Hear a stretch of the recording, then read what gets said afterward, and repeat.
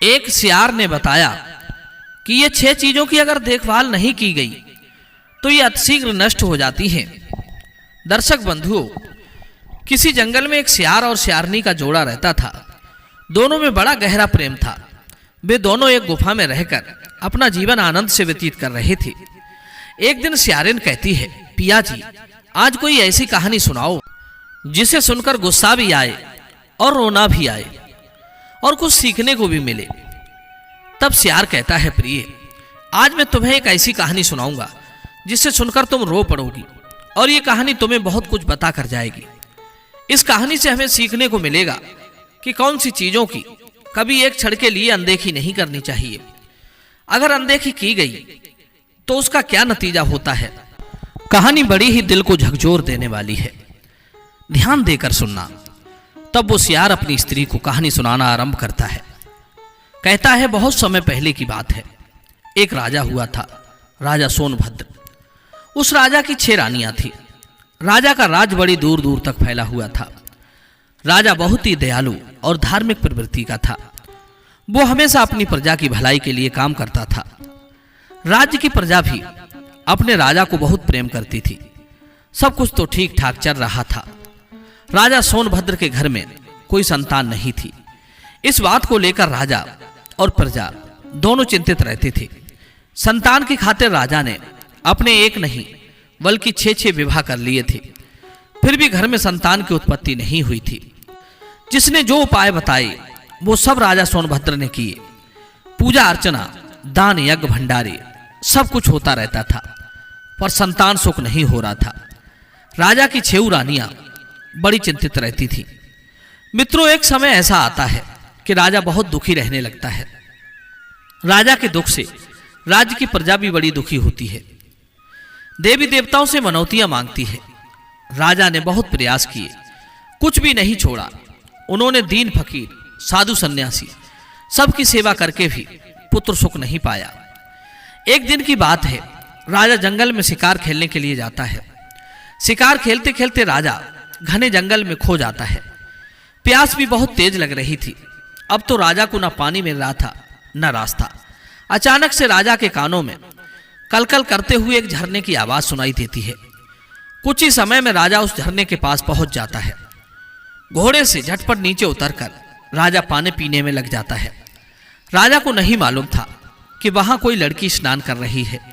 लड़की ने आवाज देकर राजा से कहा, आपको पता नहीं है मैं यहां नहा रही हूं, फिर आप यहां कैसे चले आए। राजा ने पीछे मुड़कर देखा तो सचमुच एक लड़की स्नान कर रही थी। राजा ने उसे देखकर जल्दी से अपना चेहरा दूसरी तरफ कर लिया और बोला, क्षमा करना, मैंने आपको देखा नहीं, बहुत तेज प्यास लगी थी इसीलिए। वैसे भी मैं रास्ता भटक गया हूं, ऊपर से प्यास भी लगी थी। लेकिन आप कौन हैं और इस घने जंगल में अकेली क्या कर रही हैं। राजा के प्रश्न का उत्तर देते हुए वह लड़की कहती है, मैं यहीं पास के रहने वाले गांव की लड़की हूं।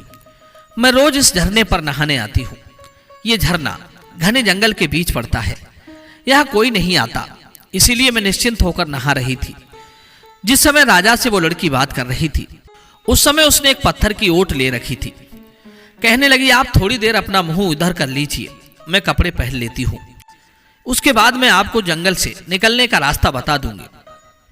राजा पानी पीकर वहां कुछ देर एक पेड़ की छांव में दूसरी तरफ को मुंह करके बैठ जाता है। इधर वो लड़की जल्दी जल्दी नहाकर एक चट्टान की ओट में जाकर कपड़े बदलने लगती है और कुछ ही देर में वहां से निकलकर राजा के पास आ जाती है। राजा के पास आकर वो कहती है, आपको और पानी पीना है तो पी लीजिए। राजा ने कहा, नहीं नहीं, पानी तो मैं पी चुका हूं, अब तुम मुझे अपना परिचय दो और मेरी इस जंगल से निकलने में मदद करो। लड़की ने राजा को फल खाने को दिए और कहा, आप अपनी भूख मिटाइए, पहले आप फल खाकर अपनी भूख मिटा लीजिए। राजा उन फलों को लड़की से लेता है और फलों को खाता हुआ उस लड़की से पूछता है कि अभी तक आपने अपने बारे में नहीं बताया कि आप कौन हैं। तब वो लड़की कहती है, मेरा नाम चमेली है और मैं यहीं पास के गांव में रहती हूं। मेरे घर में सिर्फ मेरी माँ है और हम लोग जंगल से फल और लकड़ियां ले जाते हैं, उसी को बेचकर अपना गुजारा करते हैं। घर के पास थोड़ी सी जमीन है, हम लोग उसमें कुछ अनाज और सब्जियां उगा लेते हैं, जिससे हमारा खर्च चल जाता है। इसके बाद उस लड़की ने कहा कि मैंने तो अपने बारे में बता दिया, अब आप अपने बारे में मुझे बताइए, आप कौन हैं? राजा ने थोड़ी देर सोचा और कहा कि मैं जब अगली बार आऊंगा तब तुम्हें अपना पूरा परिचय दूंगा। उसके बाद मित्रों, लड़की राजा को जंगल से निकलने का रास्ता बताती है। राजा वहां से चला तो आता है, लेकिन उसे लड़की की खूबसूरत तस्वीर राजा की आंखों में हर समय चलती रहती है। राजा सोनभद्र पूरी तरह से उस लड़की के रूप और यौवन पर मर मिट चुका था। राजा साहब उस लड़की से मिलना चाहते थे। राजा की बेचैनी दिन पर दिन बढ़ती जा रही थी। उन्होंने अपने मंत्री को सारी बात बताई। जंगल में उनकी एक लड़की से भेंट हुई थी। बार बार उस लड़की की सुंदर तस्वीर मेरी आंखों के सामने आ जाती है। वो लड़की मुझे बहुत परेशान कर रही है। मंत्री ने राजा को उस लड़की के साथ में विवाह करने का सुझाव दिया। जवाब दिया, महाराज, यदि इतनी ही वो लड़की आपके दिलो दिमाग में बस चुकी है तो आप उससे विवाह कर लीजिए। हो सकता है जो काम 6 रानियां ना कर पाई वो काम वो साधारण लड़की कर दे। हो सकता है कि वो आपको इस राज्य का उत्तराधिकारी दे दे। आप उससे विवाह कर लीजिए। मंत्री का यह सुझाव सुनने के बाद अगले ही दिन राजा अपने मंत्री को साथ लेकर चमेली से मिलने के लिए चल पड़ता है। झरने के पास पहुंचकर उसने आवाज लगाई, लेकिन वो लड़की उस दिन वहां नहीं आई थी। फिर राजा और मंत्री चमेली के गांव जाते हैं और पूछताछ करते हुए उसके घर तक पहुंच जाते हैं। राजा ने देखा चमेली घर में अकेली बैठी थी। दूसरा कोई उसके घर में नजर नहीं आ रहा था। राजा ने आवाज लगाई, चमेली, तुम क्या कर रही हो? बाहर आओ, देखो मैं तुमसे मिलने आया हूं। मैंने झरने के पास तुम्हारी बहुत प्रतीक्षा की, परंतु आज तुम फल लेने नहीं गई। मित्रों, चमेली घर के बाहर आकर देखती है। आज उसकी आंखें आंसुओं से डबडबाई हुई थी। राजा ने पूछा, तुम क्यों रो रही हो? तब गांव वालों ने बताया, साहब, 2 दिन पहले इसकी मां गुजर गई है। इसकी मां के अतिरिक्त इसका दुनिया में कोई नहीं था। अब तो वो भी चल बसी। अब आप ही बताइए कि ऐसे में अब ये बेचारी रोए नहीं तो क्या करे? राजा और मंत्री से गांव वाले भी अब तक अपरिचित थे। गांव के लोगों ने पूछा कि आप लोग कौन हैं? मंत्री ने राजा का परिचय दिया और मंत्री की बात सुनकर पूरे गांव में एकदम से खलबली सी मच जाती है। सभी ने मिलकर राजा का दिल से स्वागत किया। राजा ने गांव के मुखिया से कहा, मैं चमेली से विवाह करना चाहता हूं। क्या आपको किसी तरह की कोई आपत्ति तो नहीं है? मुखिया जी ने कहा, नहीं महाराज, हमारी बेटी राजरानी बनेगी। इससे अच्छी बात हमारे लिए क्या होगी? हमारे तो भाग्य खुल गए। ये गांव अब आपकी ससुराल होगी। इससे अधिक हमें और क्या चाहिए? गांव वालों ने जल्दी जल्दी सारी तैयारियां करके राजा और चमेली का विवाह करवा दिया। राजा ने चमेली को एक नया नाम दिया, राजलक्ष्मी। राजा और मंत्री चमेली को ब्याह कर राजमहलों में लौट आए। राजा की नई रानी को देखकर उसकी दूसरी 6 रानियां ईर्ष्या से जलकर राख हुई जा रही थी। उन्होंने मन से दुखी होने के बाद भी अपने आप को खुश दिखाते हुए राजलक्ष्मी का स्वागत किया। अब तो राजा का अधिकांश समय राजलक्ष्मी के साथ ही व्यतीत होता था। राजलक्ष्मी भोली भाली और मासूम दिल की थी। वो अपनी सौतन के मन में छुपी हुई अपने प्रति ईर्ष्या को पहचान नहीं पा रही थी। वो नहीं जानती थी कि उसकी सौतें उसे कितनी नफरत करती हैं। वो हमेशा उन्हें अपनी बड़ी बहनों की तरह सम्मान देती थी। धीरे धीरे राजलक्ष्मी के साथ राजा के विवाह को भी काफी समय बीत गया, लेकिन फिर भी उन्हें कोई संतान नहीं हुई थी। एक बार एक सन्यासी उस राज्य से गुजरता है। वो सन्यासी उस इलाके में बहुत ही प्रसिद्ध थे। जब मंत्री जी को उन सन्यासी महाराज के बारे में पता चला तो वे राजा के पास आकर कहते हैं, महाराज, सन्यासी बहुत ही पहुंचे हुए महात्मा हैं, क्यों ना एक बार उन्हें राज दरबार में बुलाकर उनसे इस परेशानी का हल पूछा जाए। राजा मंत्री की बात से सहमत हो जाता है और उन्होंने उससे कहा कि सन्यासी महाराज को आदर से महल में बुलाया जाए। जब महात्मा जी महल में पहुंचे तो राजा ने उनका बहुत आदर सत्कार किया और उन्हें अपनी परेशानी के बारे में बताया। राजा ने अपनी सभी रानियों को भी राज दरबार में ही बुला लिया। महात्मा ने उस समय कुछ भी ना कहते हुए महाराज से कुछ दिन के लिए महल में रुकने की आज्ञा मांगी, जिसे राजा ने खुशी खुशी स्वीकार कर लिया और अपने सेवकों को आज्ञा दी कि महात्मा जी के रहने का उचित प्रबंध किया जाए। राजा ने अपनी सभी रानियों से भी कहा कि महात्मा जी का पूरा आदर सत्कार होना चाहिए। राजा की 6 बड़ी रानियों ने महात्मा के फटे पुराने कपड़े देखे तो उन्हें अच्छा नहीं लगा।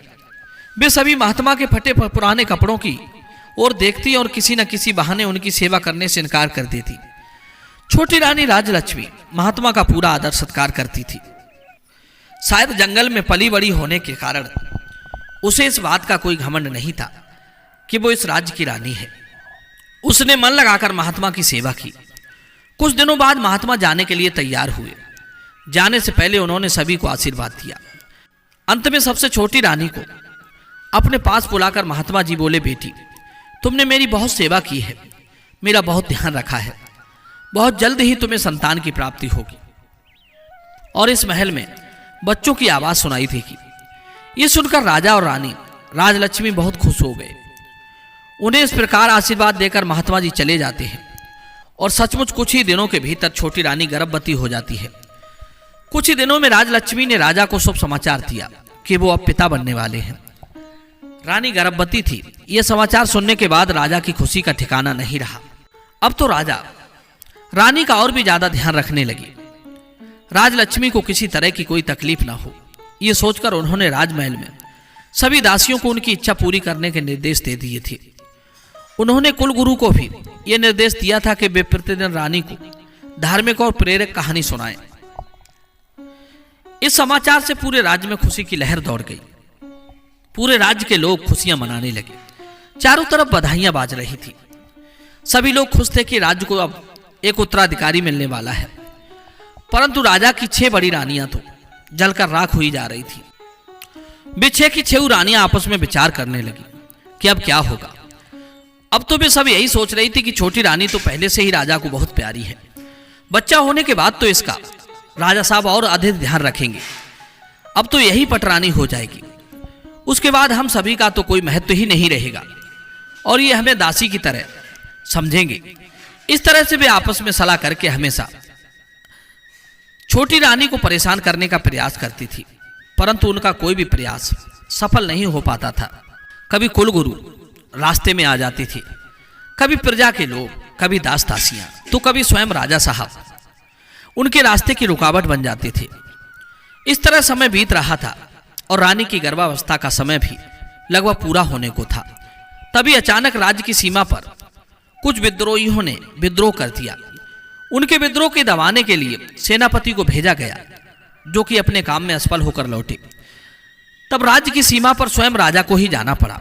राजा ने अपनी बड़ी रानी को छोटी रानी राजलक्ष्मी की उचित देखभाल करने का निर्देश दिया और वे विद्रोह को दबाने के लिए सेना लेकर महल से निकल पड़े।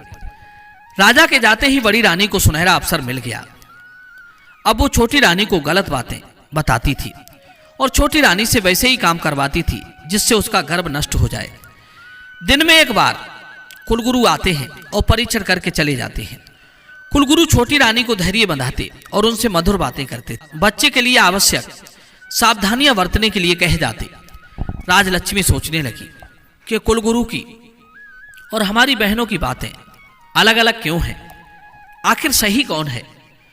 दोनों की बातें एक दूसरे से बिल्कुल विपरीत होती थी। वो सोचती थी कि कुलगुरु तो एक पुरुष है और पुरुष महिलाओं की बातें पूरी तरह से नहीं जानते होंगे, इसलिए वो अपनी सौतों की बात पर ज्यादा ध्यान देती थी। उसे यही लगता था कि बड़ी रानियां गलत तो नहीं बोलेंगी, इसलिए वो आंखें बंद करके बड़ी रानियों की हर बात मानती रहती थी। एक दिन रानी को प्रसव पीड़ा शुरू हो जाती है। उसने बड़ी रानी से कहा, दीदी मुझे बहुत तकलीफ हो रही है, कुछ उपाय करो, प्रसव कैसे होगा? समय पूरा हो गया है। बड़ी रानी के मन में बहुत ज्यादा ईर्ष्या हो रही थी। वो सोच रही थी कि अभी से इसका इतना ध्यान रखा जाता है, बच्चे पैदा होने के बाद ना जाने कितना ध्यान रखा जाएगा। ये सोचकर बड़ी रानी छटपटा रही थी, लेकिन छोटी रानी को इस प्रकार मदद मांगते देखकर उसके मन में तरह तरह के षड्यंत्र पैदा हो रहे थे। उसने बहुत मीठे शब्दों में छोटी रानी से कहा, तुम चिंता मत करो, मैं कुछ करती हूं, मैं दाई को बुलाती हूं, तब तक तुम ऐसा करो वो सामने कोठरी है, तुम उसमें अपना सिर डालकर खड़ी हो जाओ, इससे तुम्हें आराम मिलेगा और फिर सब आराम से हो जाएगा। तब तक दाई भी आ जाएगी। राजलक्ष्मी को ऐसा कहकर बड़ी रानी वहां से चली गई। उसने राजमहल की दाई को बुलावा भेजा, उसे ढेर सारा धन दौलत देकर और कुछ समझाकर अपने में शामिल कर लिया। इसके बाद दोनों मिलकर इंतजार करने लगी। दाई कमरे के बाहर खड़ी हो जाती है। छोटी रानी पीड़ा से करा रही थी। भगवान की कृपा से छोटी रानी ने एक एक करके 2 बच्चों को जन्म दिया। उनमें एक लड़का था और एक लड़की थी। बहुत ज्यादा पीड़ा के कारण रानी बेहोश हो जाती है। ये देखकर दाई ने जल्दी से अपनी बड़ी रानी को बुलाया और दोनों बच्चों को दिखाया। बड़ी रानी के साथ सभी छोटी रानियां भी वहां मौजूद थी। वे सभी ये देखकर हैरान थी कि छोटी रानी ने एक साथ 2 बच्चों को जन्म दिया है और सभी बच्चे बिल्कुल स्वस्थ और तंदुरुस्त हैं। उन्होंने उस दाई से कहा कि तुम जल्दी से जाओ और कुछ ईंट पत्थर के टुकड़े लेकर आओ। दाई जल्दी से ईंट पत्थर के टुकड़े लेकर आती है। उसके बाद बड़ी रानी ने दाई से कहा, तुम यहां से इन दोनों बच्चों को ले जाओ और जंगल में ले जाकर इन्हें मारकर जमीन में गाड़ देना। हमने जो तुमसे सोने और चांदी के सिक्के देने का वादा किया है वो बहुत जल्दी तुम्हें मिल जाएंगे। मित्रों, दाई बहुत खुश होती है और वो दोनों बच्चों को लेकर वहां से चली जाती है। उसके जाने के बाद सभी रानियों ने मिलकर वहां से बच्चों के होने के सारे निशान साफ कर दिए। बच्चों के स्थान पर उन्होंने ईंट पत्थर के टुकड़े रख दिए और इसके बाद सभी रानियां अपने कमरे में आ गई। थोड़ी देर बाद ही दाई वापस उनके पास आती है। बड़ी रानी ने उससे पूछा कि क्या हुआ, तुमने उन्हें मार दिया या जमीन में गाड़ दिया? दाई कहने लगी कि रानियों, मैंने उन्हें जमीन में गाड़ दिया है। मित्रों, यह सुनकर के सभी रानियां बहुत खुश होती हैं और उन्होंने उसी समय उसे इनाम के रूप में बहुत सारे सोने और चांदी के सिक्के देकर विदा कर दिया। इस प्रकार अपना सारा काम पूरा करने के बाद सभी रानियां छोटी रानी राजलक्ष्मी के पास जाती हैं और उसके ऊपर पानी के छींटे मारकर छोटी रानी को होश में लाती है। होश में आने के बाद रानी बहुत कमजोरी महसूस कर रही थी। उसने बड़ी रानियों से पूछा कि मेरे बच्चे कहाँ हैं और मुझे लड़का हुआ कि लड़की? पास पड़े पत्थरों की ओर इशारा करते हुए राजा की उन रानियों ने कहा कि ये देखो, तुमने ईंट और पत्थरों को जन्म दिया है। छोटी रानी राजलक्ष्मी ये सुनकर आश्चर्यचकित थी कि ऐसा कैसे हो सकता है कि मैंने ईंट और पत्थरों को जन्म दिया है। छोटी रानी के पास ईंट और पत्थर के टुकड़े पड़े थे। उसने रोते हुए कहा कि ईंट और पत्थर ऐसा कैसे हो सकता है? नहीं नहीं, बच्चा तो जरूर हुआ होगा। बड़ी रानियों ने कहा, तो क्या हमने तुमसे झूठ बोला है या आपके बच्चे को छुपा दिया है?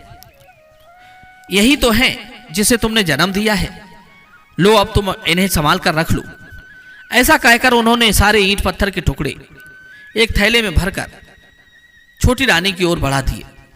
छोटी रानी बहुत ही आश्चर्यचकित और परेशान थी। वो समझ नहीं पा रही थी कि ऐसा कैसे हो सकता है। जल्द ही सभी रानियों ने यह बात पूरे महल में फैला दी कि छोटी रानी ने बच्चों के बदले ईंट और पत्थरों को जन्म दिया है। कुछ समय बाद राजा भी युद्ध जीतकर अपने नगर में लौटकर आते हैं। उनके स्वागत की भव्य तैयारियां हो रही थी। लोगों के चेहरे पर उमंग थी, लेकिन खुशी नहीं थी जिसकी उन्होंने कल्पना की थी। उनको बड़ा आश्चर्य हुआ। राजा अब राजभवन में आए तो पटरानी सहित सभी रानियों ने उनका स्वागत किया। छोटी रानी का चेहरा उदास था, परंतु दूसरी रानियां बहुत खुश दिखाई दे रही थी। राजमहल में ऐसा माहौल देखकर राजा को बहुत आश्चर्य होता है। छोटी रानी का उदास चेहरा देखकर उन्होंने पूछा, रानी क्या बात है, आप दुखी नजर आ रही हो? इस पर छोटी रानी के कुछ भी कहने से पहले ही बड़ी रानी ने जवाब दिया, अरे महाराज, दुखी कैसे नहीं रहे, इनका झूठा भेद जो खुल गया है।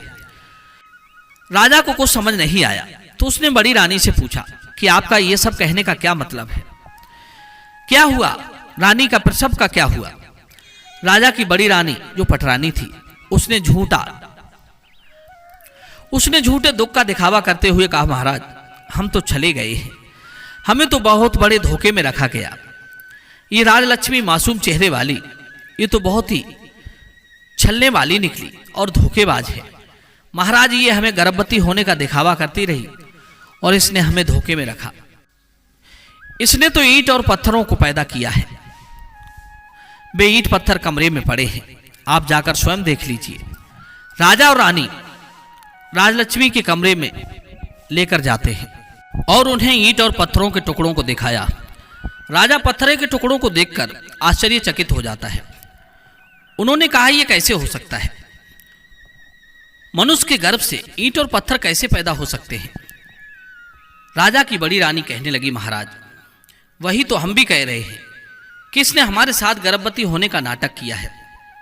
हमें ये उम्मीद थी, हम तो उम्मीद लगाए बैठे थे, सभी को ये उम्मीद थी कि राज्य का वारिस मिलेगा, इसके साथ ही हमें भी माता होने का सौभाग्य मिलेगा, परंतु ऐसा कुछ भी नहीं हुआ।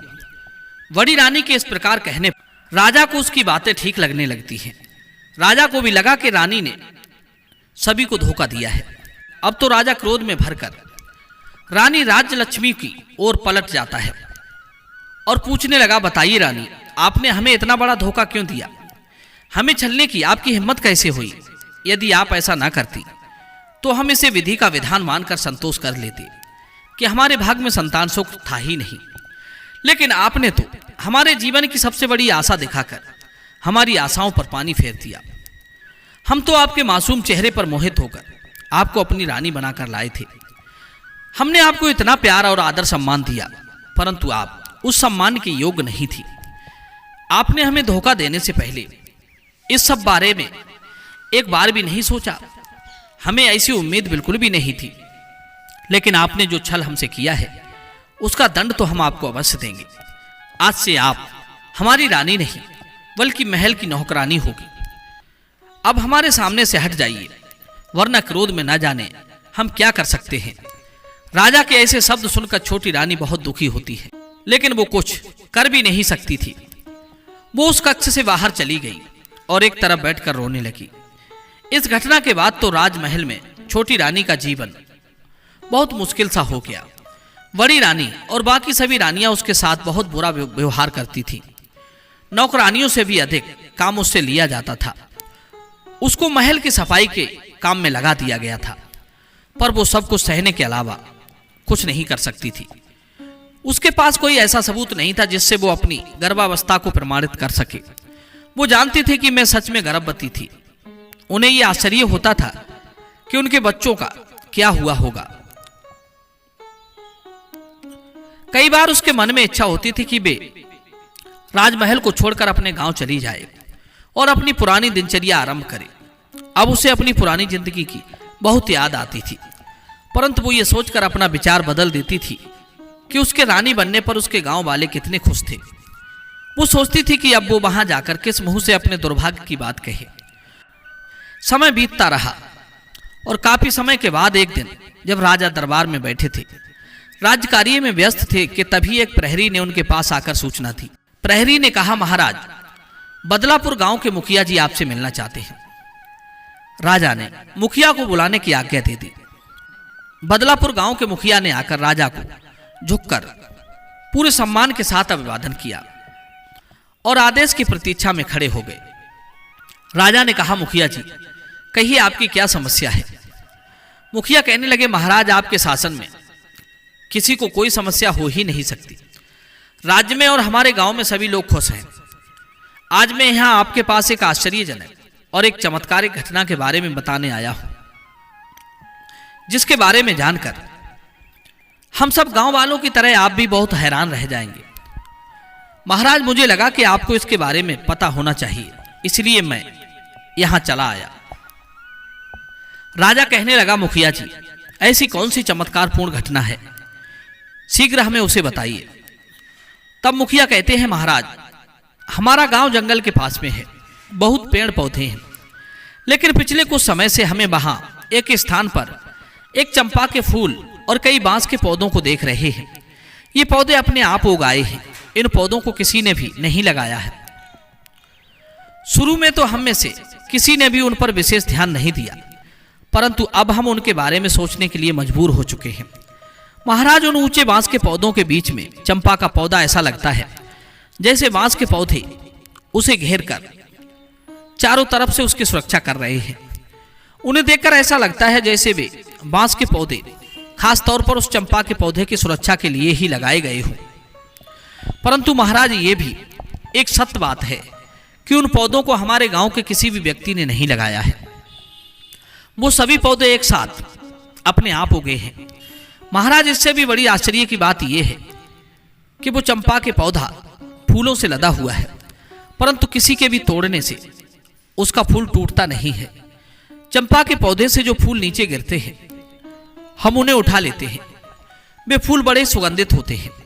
परंतु महाराज, यदि कोई भी व्यक्ति फूल तोड़ने के लिए अपने हाथ आगे बढ़ाता है तो चंपा के सारे फूलों की डालियां आकाश की तरफ को काफी ऊंची उठ जाती हैं।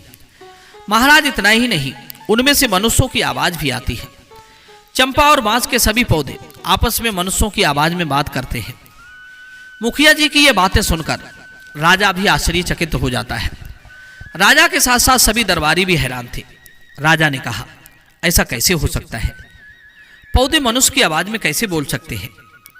मुखिया जी, आप हमें यह बताइए कि वे पौधे बातें क्या करते हैं, आपस में क्या बातें करते हैं? मुखिया जी कहने लगे, महाराज, कोई भी व्यक्ति फूल तोड़ने के लिए चंपा के पौधे की ओर हाथ बढ़ाता है तो चंपा के पौधे से आवाज आती है कि बांस भैया, ये गांव के लोग फूल तोड़ने आए हैं, इन्हें फूल देना है या नहीं, या फिर मैं आकाश में उठ जाऊं? इसके बाद उन बांस के पौधों में से आवाज आती है, हाँ बहन, तू आकाश में उठ जा। इसके बाद चंपा की डालियां इतनी ऊंची हो जाती हैं कि कोई भी इंसान उन तक नहीं पहुंच पाता है। लंबे डंडे से भी चंपा के फूल तक नहीं पहुंचा जा सकता। परंतु प्रतिदिन सुबह के समय चंपा के फूल जमीन पर बिखरे मिलते हैं, जो कि बहुत ही सुगंधित होते हैं। महाराज, आश्चर्य की बात तो यह है कि सभी ग्रामीणों ने फूल तोड़ने की बहुत कोशिश की, परंतु आज तक एक भी फूल अपने हाथों से तोड़ नहीं पाए। यहां तक कि कितने ही राहगीरों ने और आसपास के कई गांव के ग्रामीणों ने भी बहुत प्रयास किया, परंतु कोई भी व्यक्ति एक भी फूल नहीं तोड़ पाया। सभी असफल रहे। महाराज, अब तो सभी लोगों ने उस चंपा के पौधे को आकाश चंपा के नाम से बुलाना शुरू कर दिया है। राजा ने मुखिया की ये सभी बातें सुनने के बाद हैरान होते हुए मंत्री को आदेश दिया, मंत्री जी, आप खुद जाकर देखिए कि वो किस प्रकार के पौधे हैं और उसके बारे में हमें पूरी जानकारी दीजिए। मंत्री जी ने कहा, ठीक है महाराज, मैं स्वयं जाकर देखता हूं। मंत्री जी उसी समय मुखिया को लेकर दरबार से निकल गए। राजा और सारे दरबारी आश्चर्य में पड़े हुए थे। सब ये सुनकर समझ नहीं पा रहे थे कि आखिर सच्चाई क्या है। मंत्री के वहां जाने के बाद राजा भी ये सोचकर अपने राज कार्य में व्यस्त हो गए कि मंत्री जी गए हैं, वे सब कुछ पता लगाकर आ जाएंगे। राजमहल से निकलकर जब मंत्री जी मुखिया जी के गांव पहुंचे तो उन्हें देखकर सारे लोग इकट्ठे हो गए। सुबह का समय था। मंत्री जी, मुखिया और गांव के लोग आकाश चंपा के पौधे के पास पहुंच चुके थे। वहां पहुंचते ही चंपा के फूलों की गंध उनके नाक के नथनों में प्रवेश कर गई। चंपा की सुगंध से वे सब सम्मोहित हो गए। चंपा के पौधे के पास पहुंचकर मंत्री जी ने देखा कि मुखिया के बताए अनुसार वहां पर एक चंपा का पौधा था और उसके चारों तरफ कई बांस के पौधे लगे थे।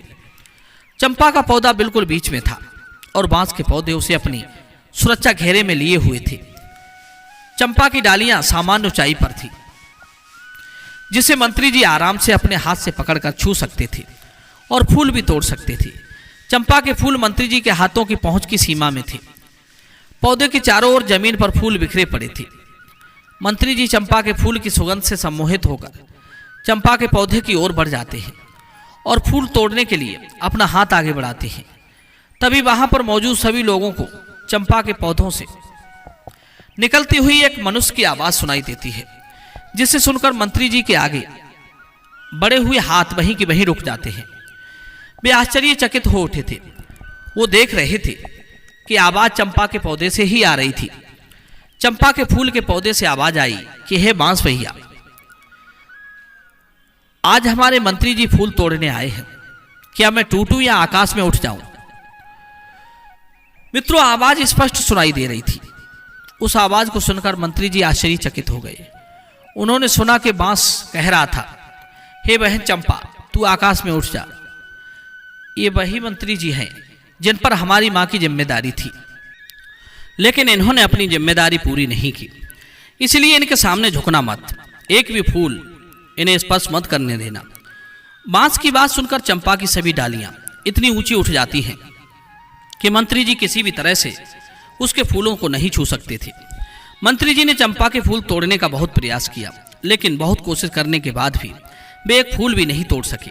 अब जो आवाज आ रही थी वो मंत्री जी से कह रही थी कि मंत्री जी जाइए, अपने राज्य का संचालन कीजिए, आप किसी इंसान की जिम्मेदारी लेने के योग्य नहीं हैं। मंत्री जी, आप अपनी जिम्मेदारी पूरी तरह से निभाते नहीं हैं। आपने एक बार भी ये देखने की कोशिश नहीं की कि हमारी महारानी राजलक्ष्मी गर्भावस्था के अंतिम समय में कैसे रह रही हैं और उनका प्रसव कैसे होगा, जबकि राजा ने ये जिम्मेदारी आपको सौंप रखी थी। ऐसे कठिन समय में उन्हें क्या क्या समस्या हो सकती है, इसलिए अब आप यहाँ से जाइए, हमारी दृष्टि में आपने अपराध किया है। उनकी बात सुनकर मंत्री जी आश्चर्यचकित थे। एक और तो उन्हें इस बात का आश्चर्य हो रहा था कि ये पौधे मनुष्य की आवाज में बातें कैसे कर रहे हैं। वहीं दूसरी ओर वे ये सोचकर हैरान थे कि सचमुच रानी राजलक्ष्मी को मैं दिन में केवल एक बार देखने जाता था, लेकिन उन्हें यह समझ में नहीं आ रहा था कि यह बात इन पौधों को कैसे पता चली। वे आत्मगिलानी से भर उठे, क्योंकि उन्हें गर्भावस्था के अंतिम समय में रानी की देखभाल तथा प्रसव अपनी निगरानी में करवाना चाहिए था। अब उन्हें यह महसूस हो रहा था कि सही में उन्होंने अपनी जिम्मेदारी सही ढंग से पूरी नहीं की। अब भी ये सोचने पर मजबूर हो गए कि क्या रानी राजलक्ष्मी के साथ कोई बड़ा षड्यंत्र हुआ है, क्या कुछ ऐसा हुआ है जो वे नहीं जानते हैं। आखिर ऐसी बात क्या है। उन्होंने पौधों से पूछा कि आप ही हमें बताइए कि हमसे क्या गलती बनी है और हमारे द्वारा उस गलती का प्रायश्चित कैसे हो सकता है। परंतु उसके बाद उन पौधों में से कोई आवाज नहीं आती है। मंत्री जी पौधों से बात करने का बार बार प्रयास करते रहे। उन्होंने पौधों से कई बार प्रश्न पूछे, लेकिन उन पौधों की तरफ से कोई उत्तर नहीं मिला और ना ही अब पौधों की तरफ से कोई आवाज आई थी। लेकिन चंपा की डालियां अभी भी ऊंचाई पर थी, इसलिए मंत्री जी परेशान थे। मंत्री जी को उनके प्रश्नों के उत्तर नहीं मिले थे। निराश होकर मंत्री जी वहां से वापस जाने लगे। वहां से लौटने से पहले उन्होंने गांव वालों से कहा, मैं इस बात को महाराज से अवश्य कहूंगा और मुझे पूरा विश्वास है कि मेरी बात सुनने के बाद महाराज इस रहस्य का पता करने के लिए यहाँ अवश्य आएंगे। इसके बाद मंत्री जी वहां से अपनी राजधानी लौट जाते हैं। राजमहल वापस आकर उन्होंने महाराज को सारी बातें बताई और कहा, महाराज मुझे लगता है कि राजमहल में कुछ षड्यंत्र हुआ है। मुझे ऐसा लग रहा है जैसे राजलक्ष्मी रानी की देखभाल पूरी तरह से मैं नहीं कर पाया। आज मुझे उन पौधों की बात सुनकर ऐसा लग रहा है कि कुछ ऐसा हुआ है जो हम लोग नहीं जानते हैं। इस बारे में मैंने अपनी तरफ से जानने की पूरी कोशिश की, लेकिन उन्होंने मुझे कुछ नहीं बताया। इसलिए महाराज मेरा आपसे निवेदन है कि आप एक बार अवश्य वहां चलें और स्वयं देखें। हो सकता है वह आकाश चंपा आपको सारी बात बता दे। मंत्री की पूरी बात ध्यानपूर्वक सुनकर राजा ने कहा, ठीक है, हम स्वयं चलेंगे और अपने साथ साथ अपनी रानियों को भी लेकर चलेंगे। हम सारे लोग वहां चलकर देखेंगे। राजा ने रानी राजलक्ष्मी को तो नौकरानी बना दिया था, वो भला उन्हें क्यों अपने साथ ले जाते। यही बात मंत्री जी को खटक गई।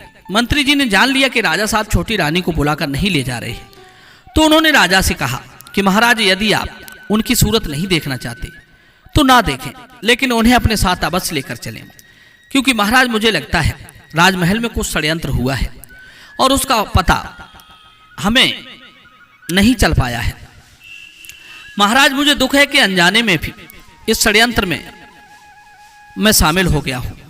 इसलिए तो चंपा और मांस ने मुझे जिम्मेदारी नहीं निभाने वाला इंसान कहा था। इसलिए महाराज आप मेरी इतनी सलाह मानकर मुझ पर उपकार कीजिए। हो सकता है इससे मुझे अपनी भूल सुधारने का अवसर मिल जाए और मेरे किसी अनजाने पाप का प्रायश्चित हो जाए। मंत्री की भावनाओं को समझते हुए महाराज ने कहा कि ठीक है, अगर आप इन्हें साथ ले जाना चाहते हैं तो ले जा सकते हैं, लेकिन इतना ध्यान रहे कि वो मेरी नजरों के सामने नहीं आनी चाहिए। मित्रों, इस प्रकार राजा और मंत्री के बीच आकाश चंपा के पास जाने का दिन निश्चित होता है। राजा और मंत्री के वहां जाने की तैयारी होने लगी। निश्चित समय पर नियत समय पर राजा अपनी रानियों के साथ आकाश चंपा का रहस्य जानने के लिए निकल पड़ता है। आगे आगे रथ में स्वयं राजा की पटरानी थी, पीछे 5 रानियों की पालकी। उनके कई प्रमुख सभासद भी उनके साथ थे। राजा के आदेश अनुसार छोटी रानी राजलक्ष्मी दासियों के साथ में उन्हें जाना था, परंतु मंत्री जी ने उनके जाने की व्यवस्था अपने परिवार के साथ की थी और पूरे सम्मान सहित एक पालकी में अपने परिजनों के साथ उनकी यात्रा सुनिश्चित की। मंत्री जी को कहीं न कहीं अब भी अपने आप पर गिलानी आ रही थी कि उन्होंने गर्भस्थ अवस्था में रानी की पूरी तरह से देखभाल क्यों नहीं की और उन्होंने रानी के प्रसव की ये सही व्यवस्था नहीं की थी। उन्हें पूर्ण विश्वास था कि रानी ने राजा को धोखा नहीं दिया है, उनके साथ जरूर कोई छल हुआ है। प्रसव तो अवश्य हुआ है, लेकिन इसके साथ छोटी रानी राजलक्ष्मी राजमहल में किसी गहरे षड्यंत्र का शिकार हुई हैं। मित्रों, राजा का काफिला गांव की तरफ चल दिया और गांव के पास आकर रुक जाता है। गांव के ग्रामीण राज परिवार के स्वागत में जुट जाते हैं। अगले दिन प्रातःकाल वो काफिला आकाश चंपा के पेड़ के पास पहुंचता है और सभी लोग उनके चारों ओर घेरा डालकर बैठ जाते हैं। आज भी आकाश चंपा के फूल जमीन पर बिखरे थे और उनमें से मनमोहक सुगंध निकल रही थी। चंपा की सुगंध से वहां उपस्थित सारे लोग उल्लासित थे। अब राजा भी आकाश चंपा के रहस्य को जानने के लिए बेताब था। सभी 6 रानियां राजा के पास बैठी थी। छोटी रानी उनके पास ना बैठकर मंत्री जी की पत्नी के साथ बैठी थी। तभी राजा की अन्य रानियों ने कहा, महाराज, यदि आपकी आज्ञा हो तो मैं कुछ फूल ले लूं। राजा ने कहा, हाँ रानी साहिबा, क्यों नहीं, आप अवश्य फूल तोड़ो। तभी दूसरी रानी ने कहा, महाराज, मेरी भी फूल तोड़ने की इच्छा हो रही है। इनकी सुगंध इतनी अच्छी आ रही है कि मैं अपने आप को रोक नहीं पा रही हूं। आप आदेश दें तो मैं कुछ फूल ले लूं। तभी तीसरी रानी भी अनुरोध करती है। राजा देख रहे थे कि सभी रानियां फूल चुनने के लिए बहुत उत्साहित हैं, इसलिए उन्होंने सभी को आज्ञा दे दी। लेकिन राजा ने पहले 6 नंबर की रानी को फूल चुनने का निर्देश दिया। उन्होंने पटरानी से कहा कि ये आप सबसे छोटी है, कि ये आपसे सबसे छोटी है, इसलिए सबसे पहले उन्हें फूल चुनने का अवसर दीजिए। महाराज की बात मानते हुए बड़ी रानी ने कहा, ठीक है, 6 नंबर की रानी, पहले तुम फूल ले लो। रानी फूलों के पास गई। उसने चंपा के फूलों को तोड़ने के लिए अपना हाथ बढ़ाया। तभी चंपा के फूल से आवाज आती है, रानी, आप हमारी आज्ञा के बिना इस तरह हमारे फूल नहीं तोड़ सकती। आवाज को सुनते ही रानी के हाथ जहां के तहां रुक गए। आसपास बैठे सभी लोग इस आवाज को सुनकर दंग थे। तभी चंपा के पौधे से आवाज आई। चंपा के पौधे ने बांस के पौधे से पूछा कि बांस भैया, हमारी सौतेली छोटी माँ हमारे फूल तोड़ने आई है, मैं टूटूं या आकाश में उठ जाऊं?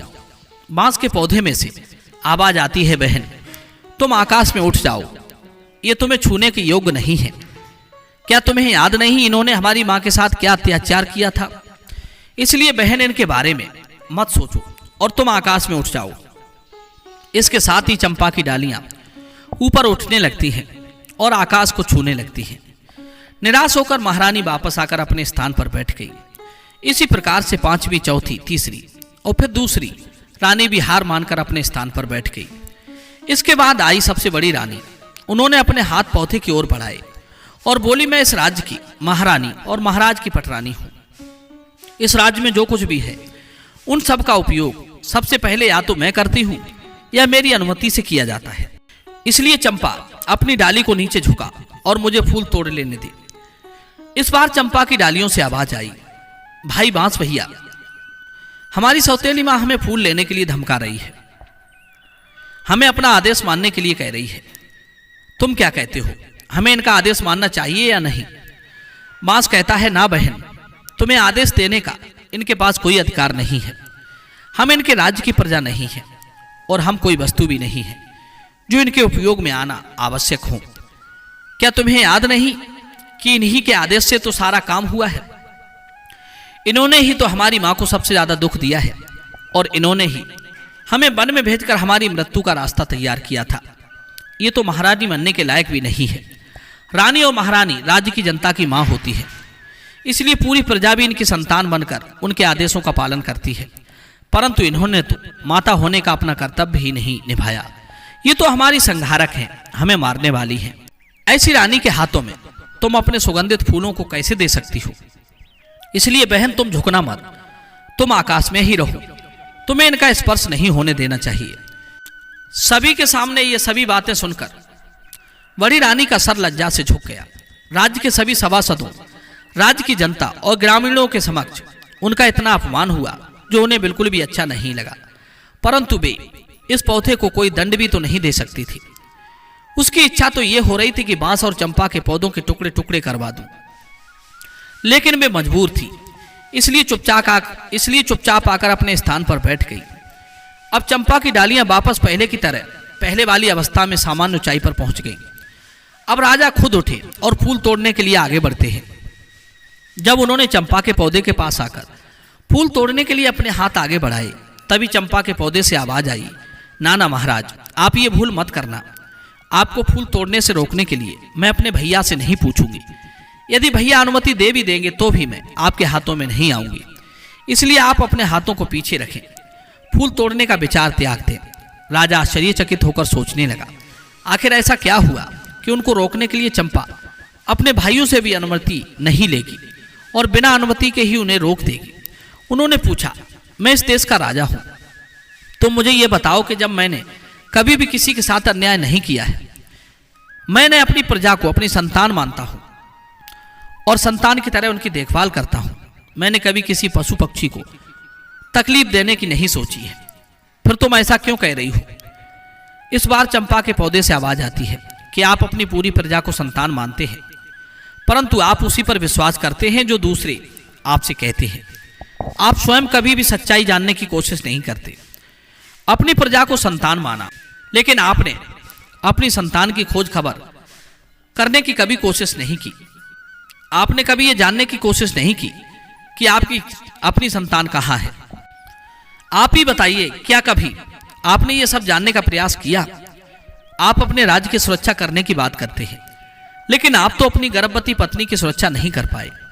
आपने एक सच्ची नारी का विश्वास नहीं किया और उन्हें धोखेबाज कहकर नौकरानी बना दिया। इस प्रकार हमारी मृत्यु के षड्यंत्र में आप भी शामिल हैं। महाराज, जब आप अपनी पत्नी को सुरक्षा नहीं दे पाए तो किसी और को क्या देंगे? राजा ने पूछा, तो क्या अब आपके फूलों को कोई नहीं तोड़ पाएगा?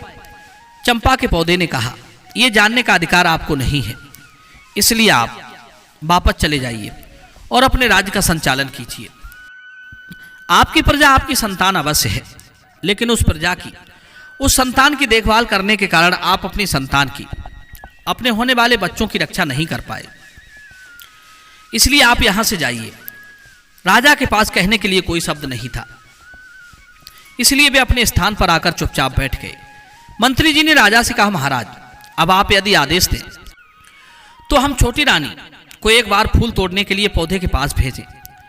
राजा कुछ उत्तर देते उससे पहले ही बड़ी रानी बोल उठी, मंत्री जी, जो फूल महाराज के हाथों से भी नहीं टूटे, बेस धोखेबाज के हाथों से कैसे टूटेंगे? मंत्री जी ने प्रश्नवाचक दृष्टि से राजा की ओर देखा। चंपा के पौधे से अब तक की हुई इतनी बातों से राजा के मन में भी शंका पैदा होने लगी थी। उसके मन में भी कहीं ना कहीं यह विचार आने लगा था कि कहीं रानी राजलक्ष्मी के साथ सच में कोई धोखा तो नहीं हुआ है। उन्होंने अपनी शंका दूर करने का निर्णय लिया और फिर उन्होंने मंत्री जी को आदेश दे दिया। राजा ने मंत्री को अनुमति देते हुए कहा, ठीक है मंत्री जी, आप अपनी रानी राजलक्ष्मी को चंपा के पौधे के पास ले जाइए। अब मंत्री जी रानी राजलक्ष्मी को फूल तोड़ने के लिए कहते हैं। रानी उठती है और देखती है कि चंपा के पौधे की डालियां आकाश की काफी ऊंचाई पर हैं। ये देखकर वो कहती है कि मंत्री जी, मेरे हाथ वहां इतनी ऊंचाई पर कैसे पहुंचेंगे? मंत्री जी ने कहा, रानी जी, आप एक बार वहां जाकर देखो। आपसे पहले इतने लोगों ने कोशिश की है, इतने लोग फूलों को तोड़ने गए थे लेकिन नहीं तोड़ पाए। अभी अभी आपने देखा कि महाराज भी फूल नहीं तोड़ पाए, इसलिए आप घबराइए मत। यदि आपसे नहीं टूटेगा तो कोई बात नहीं, लेकिन आप चलिए जरूर। जब मंत्री जी ने रानी को इस प्रकार समझाया तो रानी हिम्मत करके आगे बढ़ती है, चंपा के पौधे के पास आती है और उसने अपने हाथ उसकी तरफ बढ़ाए। अपने हाथ चंपा के पौधे के पास में ले जाकर उसके तने को छुआ और उसे बहुत प्यार से सहलाया। रानी को लगा जैसे उस वृक्ष से उन्हें कोई सुख मिल रहा हो। वे पौधे को सहलाती रही। पौधे से आवाज आती है, भैया बांस। बांस ने कहा, हाँ बहन, तुम क्यों रो रही हो? चंपा ने कहा, हमारी माँ फूल लेने आई है, उन्होंने मेरा बहुत ही प्यार से स्पर्श किया है। उनका प्रथम कोमल स्पर्श पाकर मैं आनंदित हो गई हूँ, इसलिए मेरा हृदय भावुक हो गया है और आज मैं द्रवित हो उठी हूँ। आप मुझे आदेश दें कि अब मैं क्या करूँ। मेरी तो इच्छा हो रही है कि मैं अपनी माँ के चरणों में अपने सारे फूल समर्पित कर दूं। इस पर सभी बांस के पौधों से एक साथ आवाज आती है, हाँ बहन चंपा, तुम बिल्कुल सही हो। तुम्हारा जो दिल कह रहा है तुम वही करो। माँ के चरणों में तो स्वर्ग है, माँ के चरणों का स्पर्श कर लो। इस आवाज के साथ ही सभी ने बड़ी हैरानी से देखा। सारी डालियां झुककर रानी के चरणों को छूकर रानी राजलक्ष्मी के चारों ओर फैल गई। उसके ऊपर चंपा के फूलों की वर्षा होने लगी। रानी राजलक्ष्मी के सिर से पांव तक चंपा के फूल बिखर गए और रानी आंसू बहाते हुए चंपा की डालियों को अपने हाथों से पकड़े सहलाती रही। रानी राजलक्ष्मी की आंखों से आंसू बहने लगे। ये देखकर सभी राज्य कर्मचारी, सभासद और ग्रामीण भावुक हो गए। सबकी आंखों से आंसू बहने लगे। राजा ने उठकर उन पौधों से पूछा, तुम ये बताओ कि तुम कौन हो? तुम कोई किन्नर हो, नाग हो, देवता हो, गंधर्व हो या यक्ष हो या किसी दूसरे लोक के प्राणी हो? तुमने किसी को भी अपने फूलों को छूने नहीं दिया, परंतु अब छोटी रानी की बाहों में बंद कर उनके ऊपर पुष्प वर्षा हो रही है। इसका क्या मतलब है? मुझे बताओ, मैं इस बारे में विस्तार से जानना चाहता हूं।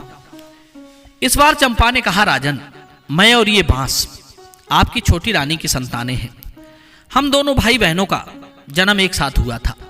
हमारे जन्म के समय हमारी माँ प्रसव के समय बहुत अधिक पीड़ा में थी।